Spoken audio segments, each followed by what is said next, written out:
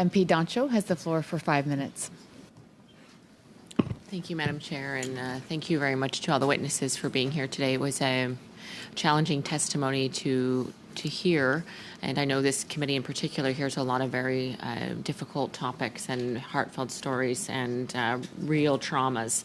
And so I just would like to thank you for your courage of being here in the first place and of sharing your stories, and I think it will have a very much lasting impact on members of this committee, certainly speaking for myself. So thank you very much for your raw testimony. It's deeply helpful as policymakers to hear what you've experienced and how you feel laws should be changed and funding should be molded in a way that would prevent many of the deaths of, or may prevent many of the deaths of the loved ones that many of you have shared their stories today. So thank you again for your courage.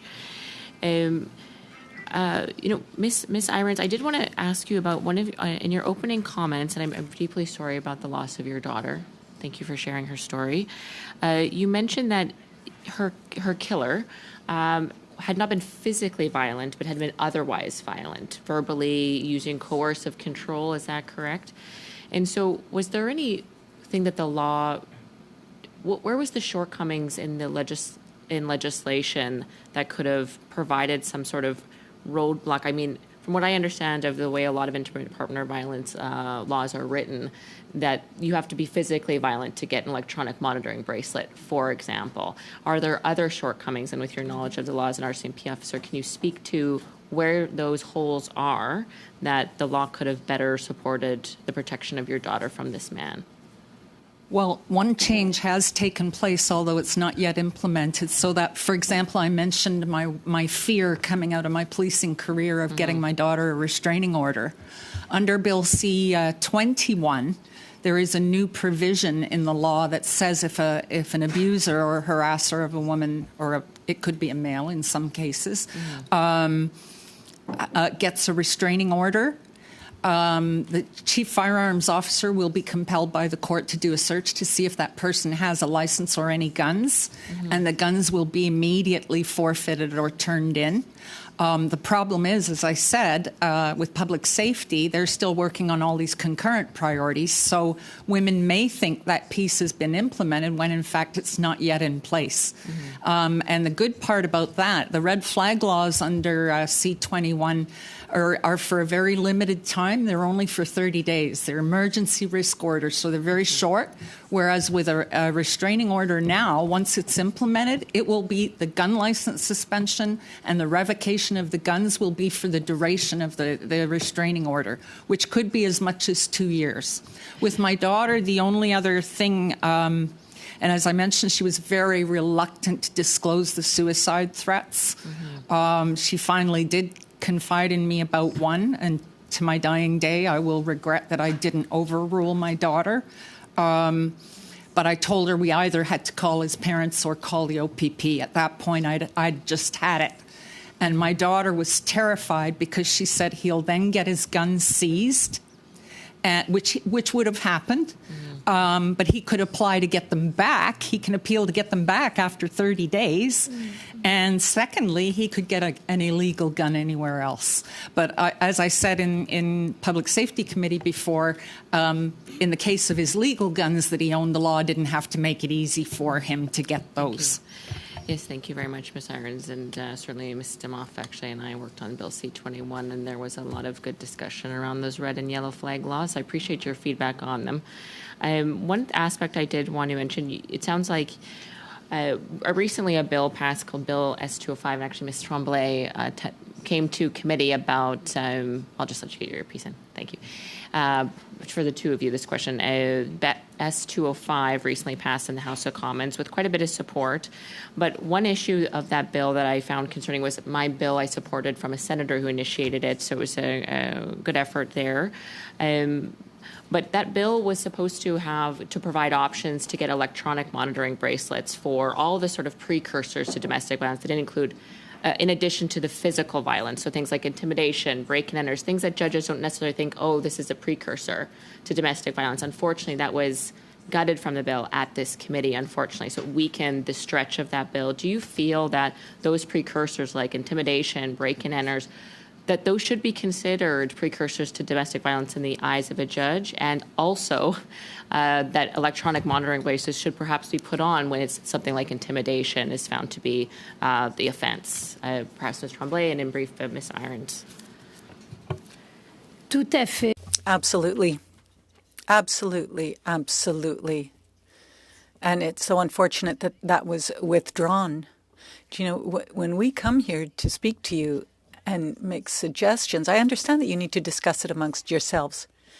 But if you knew all the work, all the attention that is paid to this, all the research that has been done, when these proposals come forward, it's because it's something we need. So yes, absolutely. As soon as any actions are taken that are violent, words, actions, then that e-bracelet has to be imposed. It has to be mandatory.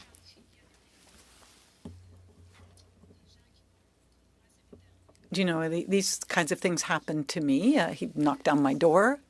Well, a police officer could have come immediately to put that on him had it been in place. And what I was saying earlier as well is that there must be a way for women to be able to wear something that she can activate as soon as something happens, so that police officers can be there right away. So if both were to be in place, then that might help and assist women to get out of that situation. So there's the e-bracelet, there's that little panic button that like the one that I wore, actually. The floor for 5 minutes. Excusez-moi, est-ce que je peux ajouter quelque... I'm sorry, could I just add one thing? And perhaps this could be proposed, and it would be free for women. That panic button, that should also be there, so that when they go to the court, for example, they have access right away to a panic button. Merci. Okay, at this point, I'd like to welcome Anna. You have the floor for 5 minutes. Thank you, Madam Chair, and thank you to all the witnesses for being here. I was at an event yesterday called the Yellow Brick House, which was a walk for violence against women and children. One of the things that was continually spoken about was a brave young lady shared her story with us. And I will keep her anonymous because that's what she wanted us to do. And her story was of abuse by a repeat abuser, continually abusing. So 8 weeks before she was scheduled to be married, she decided that she can no longer stay in this relationship. So thank God for her strength. However, the abuser is still out there after being reported and arrested, and she is running scared. She's fearing for her life. So I'm going to ask Lucas to start with. Lucas, do you think that if we are going to protect women like your sister, that we need to ensure that the laws are strengthened so that criminals can be kept behind bars and women feel free to walk the streets? Unfortunately, it appears as though we have lost Lucas online. So, Lucas, I'll just give it a few minutes here, or seconds. Anna, if I can have you go on to another question, and then if he comes back on, and I'll excuse the last 20 seconds or so. Thank you. So I'll go to Madame Tremblay. Do you agree that we need to strengthen the laws so that women aren't feared for their life? Je pense sincèrement que oui. Yes, I sincerely think so. Because as I was saying earlier, it's the women actually who are imprisoned right now. I've been to shelters. I've had to live in them. I've gone back several times, and thank God they were there. But, you know, when you have to leave these shelters, we're still followed. He knew where I was. He even sent someone into the shelter where I was to threaten me on his behalf. So there was another woman in there who had to give me the message. So if these men need to be kept behind bars, and they need to go through sessions, therapeutic sessions, so that they can become aware of their behavior, because there are some who aren't conscious of this behavior, and some will never change. However, and some men have to be kept in prison, because when they are released, then they start over again. I mean, it happened to me. And once this particular man in my case finished with me, he went on to do the same thing to other women. If he had stayed behind bars, that wouldn't have happened. You one more question, because you spoke about this earlier, and we spoke about e-bracelets. So I want to talk about a situation that has occurred in my riding, where a retired firefighter was shot by MS-13 who crossed the border illegally. And he was arrested, and a bracelet was put on him. We just found out this weekend that the bracelet has been removed, and now the individual who, God pray for him every day because he has survived after being shot 7 times, is now fearing for his life because he was able to identify them. So I know the bracelet is a mechanism to ensure that they have control of where this individual is placed, but I don't think it's the only mechanism. I think we do need to keep them in jail until we can prove that they're not a risk to anyone else. So, Madame Tremblay, do you agree with that? Entièrement d'accord. Yes, I fully agree with that. There's no other way to ensure this. And if an e-bracelet has been taken off, I mean, we'll have to see what the defects are in these bracelets, but I would say that they absolutely have to be kept behind bars, because there's no other way currently of protecting people against them. I don't know how these women will be able to be free to live their lives without keeping them behind bars. So that's where they have to be kept. But also give them the training, the education that they need. We've got 20 seconds left. I want to ask quickly to any one of the witnesses that could respond. Why is it that we're always having to find shelters for women? Why is it that we can't incarcerate the criminals and leave the women and children in the home that they're accustomed to? Thank you. Unfortunately, we don't have any time to respond, but perhaps you could find some room to respond in a different question. At this point, I would like to welcome Dominique. You have the floor for 6 minutes. Merci beaucoup, Madame la Présidente. Merci. Thank you, Madam Chair, and thank you to all of you for coming, and thank you for having made yourselves available to share your thoughts with us. Ms. Tremblay, welcome. Again. Thank you for having invited me back. Ms. Tremblay, in your opening remarks, you said that legislation is made for the criminals, and I have had to fight for my own safety. So perhaps we could just recall your tragic story. You were a victim for several years of domestic violence. How long? 7 years.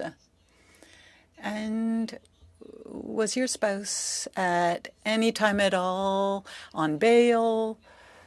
Often, yes. Well, perhaps you could remind us of this, because there are people who have said that current legislation allows repeat offenders and violent men to be on the streets and to commit these crimes against their partners. So perhaps you could recall this context where perhaps that spouse should have been in a jail rather than outside. Well, as you know, I'm an artist, I'm a singer, I'm also a conference speaker, I'm a writer. And so I often had to go and travel. And this was once I had left him. But, you know, there were often posters of me, and wherever I traveled, wherever I went to speak, he was there. He was even in the restaurants I went to. So he continued to follow me for a very long time. And when I would call, for example, the police to say that he was there again, The police officers would collect him, take him to the station. He would be given a warning, and then he would be let go. And this happened many, many times. So I had to actually put an end to these career activities. I ended up on social assistance because I really had nothing left to be able to support myself financially. And this happened over and over again. And when I say over and over again, I'm saying up to 7 or 8 times. So he was never kept inside. When it was the weekend, perhaps he was kept there. That was the only time that he was 2 or 3 days inside. So he was often released, perhaps because he had to appear. And if I would tell you that the most he probably did was 2 weeks. He'd get a rap on the knuckles. And they would write me and say, listen, Ms. Tremblay, he's done his 3 or 4 therapy sessions. Well, do you want to know how many therapy sessions I did to be able to get out of this? Well, it was like there was a magic wand to cure him. Do you know what I read? About a 1 year after in a newspaper, I read the headlines. It was a woman who had said that she was beaten for 4 hours by the same man. So you're saying you had another victim? Yes. Yes. I had to leave in a taxi. I found this woman on Facebook, and I went to see this woman, and I took her by the hand, and I said, you're not alone anymore. I'm going to help you. I'm going to help you get out of this. And when he saw me, I asked the judge myself